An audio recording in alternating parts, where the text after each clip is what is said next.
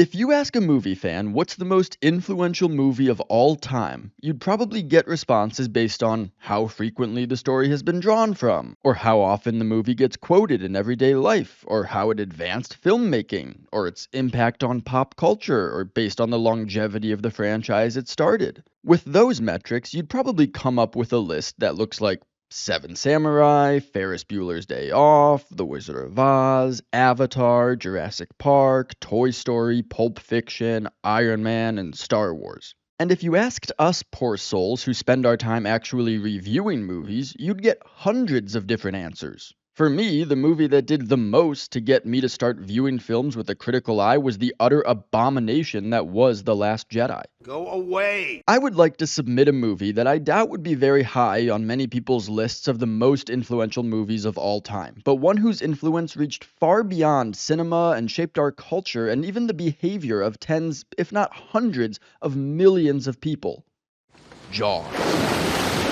Over the summer, I got married, and on our honeymoon, my wife and I went snorkeling 3 times. The first time we went, she was very apprehensive about meeting a shark, even though the only sharks we had any real chance to encounter were reef sharks, which most likely wouldn't have even been as big as us. And in fact, on one of those trips, our group did encounter a reef shark.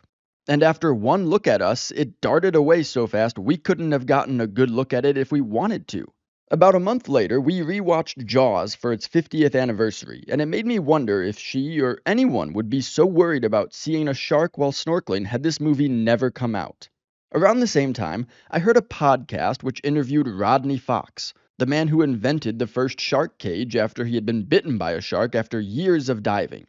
He actually helped film Jaws, with the only moments showing real sharks being shot in his shark cage. And he highlighted his distaste for the movie, or more accurately, the effect the movie had on the public's perception of sharks, a sentiment shared by Peter Benchley, who wrote the book Jaws. The more you research sharks and Jaws, the more obvious it seems that 99% of people who are scared of sharks probably wouldn't be if Jaws had never been made. Would we have gotten Shark Week by 1988 if Jaws hadn't taken the world by storm in 1975? I'm not sure we would have Shark Week now. At least it wouldn't be nearly as huge as it is, with celebrities like The Rock, Shaq, Chris Hemsworth, John Cena, and frickin' Adam Devine. I mean, big cats are pretty dope. I've never seen a week straight of coverage on them on the Discovery Channel. Dolphins are crazy smart and pretty entertaining. You ever been in a boat and had some swim alongside you? They're awesome. They don't get a week. Heck, they don't get a day as far as I know. But my siblings and I have core memories of going on summer vacation to North Carolina during Shark Week, watching shark attacks on TV, and then having to swim in the ocean the next day. Now, if you're new to my channel, it's worth mentioning that although I review movies on YouTube, I'm an engineer by study and profession. And I analyze movies like an engineer, so if that interests you, take a second and subscribe. But the point is, I like numbers, data. To that end, you might wonder, as I would, if perhaps the advent of Shark Week and the fear surrounding sharks might be attributable to other things. Like perhaps the fear is actually kind of warranted if shark attacks have become a more common occurrence. And they have. There was a sharp increase in the 90s and they've risen precipitously ever since. Now, some may try to attribute that to something like climate change, because seemingly everything is blamed on climate change, up to and including racism. But I'm a big fan of the proposition that often the simplest answer is also the correct one. The only way sharks can attack humans is if humans go into their habitats. They're not tunas. And we will corner your pride, your children, your offspring. How are you going to do that? We will construct a series of breathing apparatus with kelp. So without even looking at whether sharks have been forced closer to shores because of water temperature or food supply or whatever, is there something else we can point to? How about this?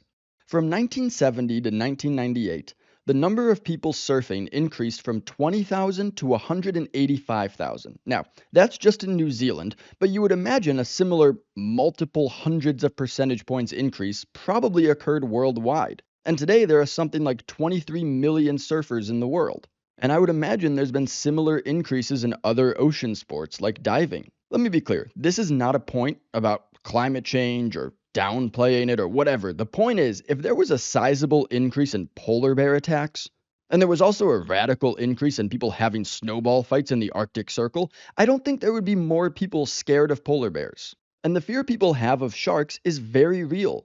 And I think it really is recent. Here's a study from Psychology Today back in 2023. 51% of Americans are scared of sharks. And here's the really crazy one: 38% of people will not go in the ocean at all because of their fear of sharks. I would bet my bottom dollar that's because of Jaws. There's no data on that from before Jaws, but anecdotally, both of my parents grew up in New Jersey, and it was just a given in the 60s that they spent their summers swimming in the ocean along with every kid they know. Nobody even thought about sharks, much less feared them. I know people who had a fear about there being a shark in the pool with them. That doesn't happen unless something takes hold of an entire culture and shapes the way they think, fear, and behave in regards to something they never even thought about before. Something that changes even how we refer to a creature, with the great in great white shark rarely being used before or still by scientists today. Yeah, there have been some influential movies in history, but only one has gripped half of our culture by fear, still altering people's behavior 50 years later. All because of an animatronic fish.